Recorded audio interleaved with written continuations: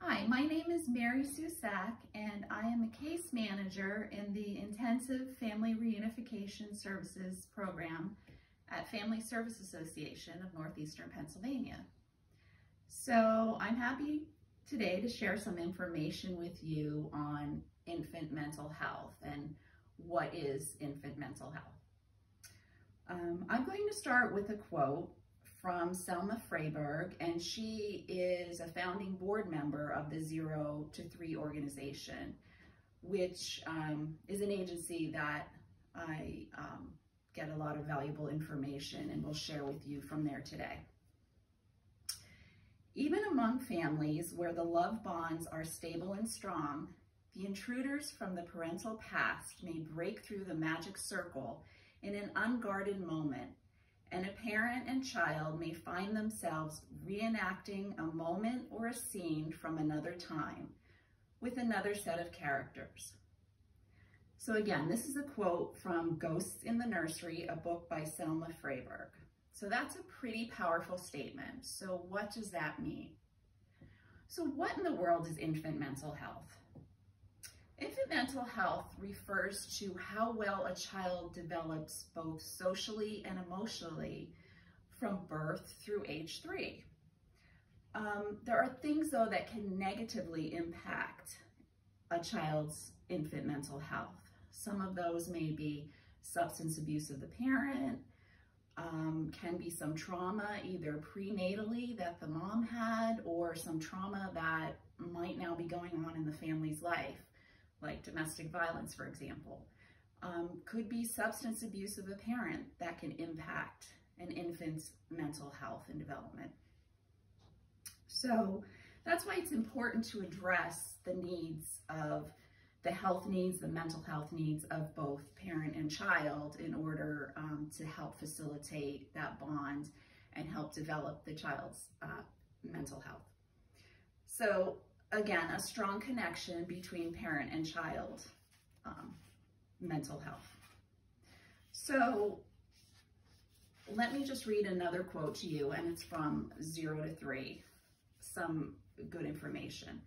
So what are some barriers, again, in addition to maybe some trauma that may have happened or substance abuse or postpartum depression?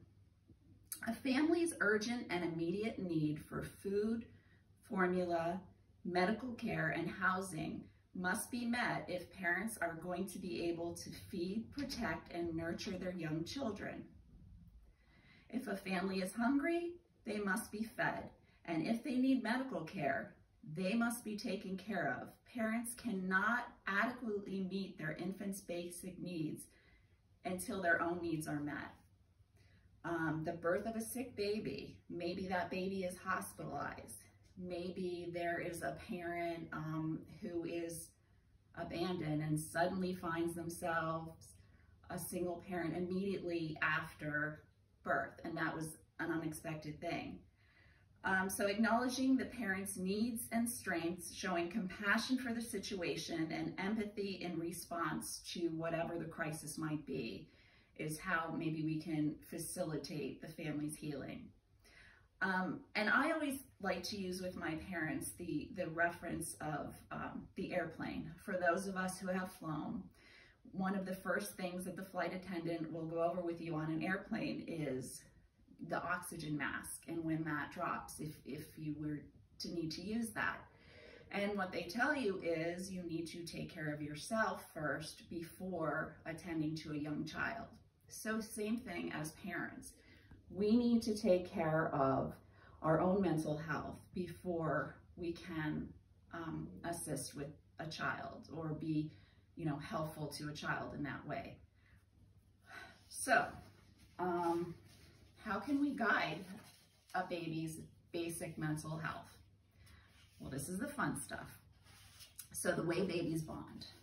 From the very beginning, the touch to an infant, whether it's holding, whether it's caressing their head or their feet, rocking the baby.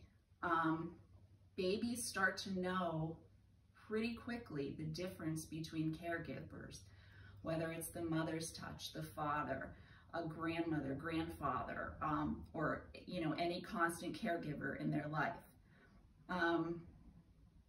So babies are very intuitive like that. So that touch is so important to them. I might note too that babies can also note stress. So if the parents maybe had just had an argument, or there's some other kind of stress in the home, you know, you're holding that baby, the baby's going to sense that tension. So that's just something to be mindful of as well. Making eye contact with that baby. We all know that babies, you know, very early on, they don't see very far away, you know, more than maybe a foot or so, but they can make eye contact. That's why it's so important to look at that baby and make that eye contact, and talk to that baby. Babies can follow moving objects with their eyes. So babies see the black, the white, and the red when they're newborns and they're infants. So, you know, that's something to try with them as well. Babies try and imitate your facial expressions.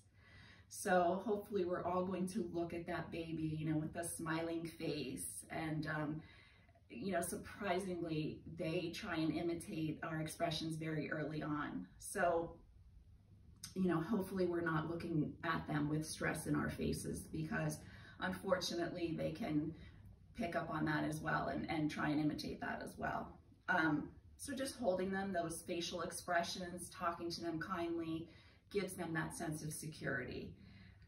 Babies prefer human voices, so it's nice to, you know, maybe play them some music, but also they love to hear the sound of your voice. They try and vocalize themselves. So when babies are cooing, absolutely coo back to them, mimic what they're saying, because these are early communication skills of the baby. And again, the communication, the social, emotional, it's all connected to that infant mental health. Having those everyday conversations with baby. So maybe you're carrying around baby in your carrier, or just, you know, in your arms, and you're going to do laundry. Okay, we're going to do laundry now. We're going to fold the socks now. Let's pick out what we want for dinner. Whatever that everyday experience might be, share that with your baby, because that helps with those communication skills and makes them part of your day and helps so much with that bonding. Even during bathing your child, having those normal routines, the gentle touches during bathing, you know, with the washcloth, whatever that might be, again, helps so much with those social and emotional skills as well. Reading to your baby. I have my own personal story to share. When my daughter, many years ago, was a newborn, we brought her home from the hospital, and my husband had gone out and gotten all of these books, and I thought, why would he do that? She's so little. And he started to read from her from that very first day. And it just, you know, the connection is there from that very first day. So it shows you that he knew a little bit about child development at that point too. So I you know, it just helps with that bonding, that reading. Teaches your baby about communication. Reading to your baby teaches them about concepts such as numbers and letters and colors and sounds. Using different tones, like if you're talking about animals, you know, you can do the moo of a cow. In the little baby books, you know, you can, they have the touch and feel books, the textures, reach out their little hand and show them the little textures in the books. So all this is very helpful for that closeness and, you know, excitement, and, you know, those different tones gives them those different emotions as well. So, you know, the human experience, the human contact, singing to your baby. One thing that I always say to parents is your baby does not care what you sound like. Your baby just wants to hear your voice. So sing to your baby, and I can't stress that enough. Also, babies are not boring at this age. People sometimes think, oh, newborns, you know, they sleep, they wake up, you know, you feed them, you change them, they sleep. However, use those waking moments, be present with them in those waking moments. You know, do those things with them. Every little thing that a baby does means something. So it's important to remember that, you know, whether it's a look, whether it's a coo, whether it's, you know, they start to stretch out their arms as you're putting a, you know, a shirt over them. So yeah, and you know, the different cries of a baby, we learn as parents or caregivers that the different cries mean something. So, you know, we know that one cry might mean, okay, a diaper change, or a different cry of feeding. So we get to know those. So that's their earliest way of communicating with us. And meeting those needs is very, very important, because that's how the trust starts to be built as a baby. And actually, the self-confidence starts then too, believe it or not. Starts very early. So even if they have a time during the day, many children have a time, and again, from my own personal experience, that they need to be walked across the floor 10, 20 times because it's just their fussy period, as we would say. Babies know that even though, you know, they're emotional or upset, they still feel that sense of security because mom, dad, or caregiver is responding to my needs. So that's an important thing, in responding immediately to their needs, whatever they might be.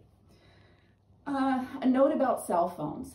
We all want to capture these moments of our babies. We all want to take pictures. We don't want to miss a moment, which is perfectly fine.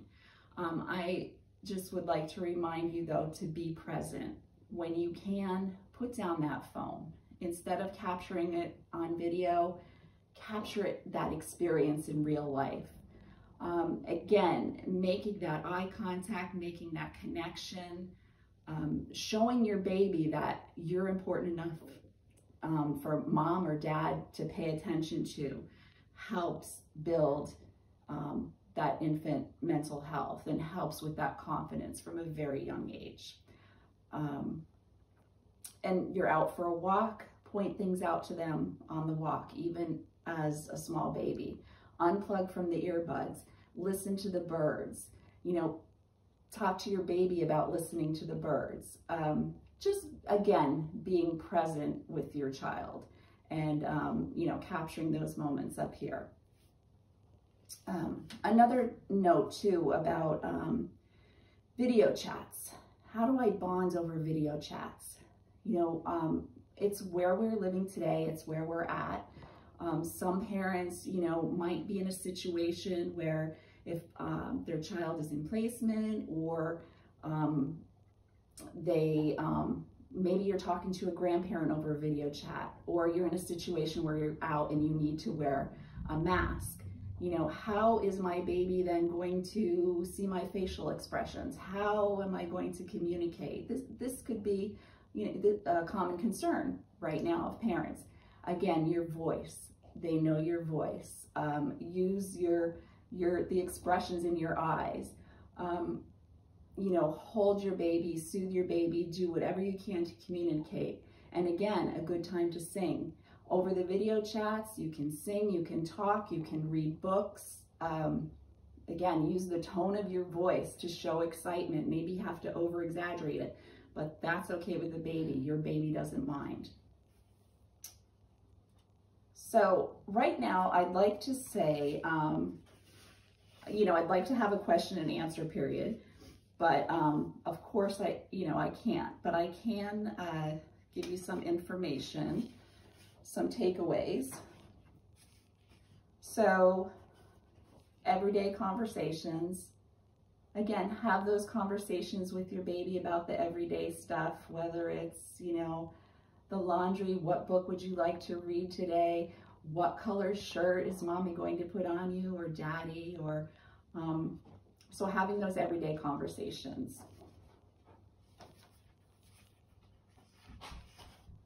Be present. So important. Be present. You know, we all need to take those phone calls from work that we're waiting for, or those texts. But if you can, you know, put down the phone, pay attention to your child, just be present. Your child absorbs that so much.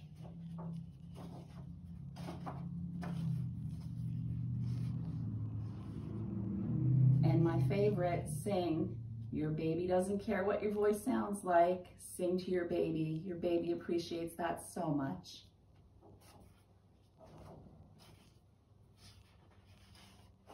And read to your baby from day one. Again, so important.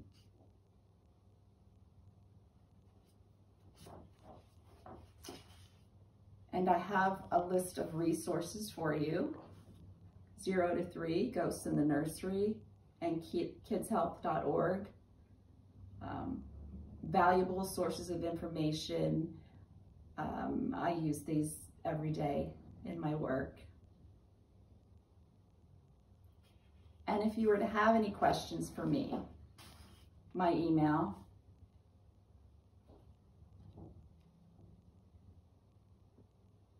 please don't hesitate to contact me, because I love this. So anything I can do, and if I don't have the answer, I will certainly try and find it for you. And thank you so much for your time, and hug your babies.